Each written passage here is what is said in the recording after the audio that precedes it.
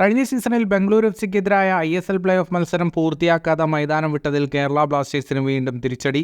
4 കോടി രൂപ പിഴ വിധിച്ചതിനെതിരെയുള്ള ബ്ലാസ്റ്റേഴ്സിന്റെ അപ്പീൽ സ്വിറ്റ്സർലാൻഡിലെ കായിക തർക്ക പരിഹാര കോടതി തള്ളി.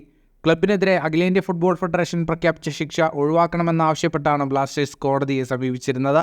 എന്നാൽ ഈ അപ്പീൽ തള്ളുകയായിരുന്നു. മാത്രമല്ല, അപ്പീൽ നൽകാനായി ഓൾ ഇന്ത്യ ഫുട്ബോൾ ഫെഡറേഷന് ചെലവായ തുക ബ്ലാസ്റ്റേഴ്സ് നൽകണമെന്നും ഉത്തരവിലുണ്ട്.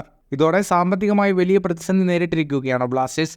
കഴിഞ്ഞ ജൂണിൽ അഖിലേന്ത്യാ ഫുട്ബോൾ ഫെഡറേഷനും ബ്ലാസ്റ്റേഴ്സിന്റെ അപ്പീൽ തള്ളിയിരുന്നു. 4 കോടി പിഴത്തുകയിൽ കുറവ് വരുത്തണമെന്ന ബ്ലാസ്റ്റേഴ്സിന്റെ ആവശ്യം അംഗീകരിക്കാനാവില്ലെന്നാണ് ഫെഡറേഷന്റെ അപ്പീൽ കമ്മിറ്റി വ്യക്തമാക്കിയത്. കോച്ച് ഇവാൻ മുക്കാമനോവിച്ചിന്റെ അപ്പീലും ഫെഡറേഷൻ അംഗീകരിച്ചിരുന്നില്ല. സംഭവത്തിൽ ബ്ലാസ്റ്റേഴ്സും മുക്കാമനോവിച്ചും മാപ്പ് പറഞ്ഞിരുന്നെങ്കിലും ഇതൊന്നും പിഴയടക്കൽ നടപടിയിൽ നിന്ന് രക്ഷ നേടാൻ സഹായിച്ചില്ല.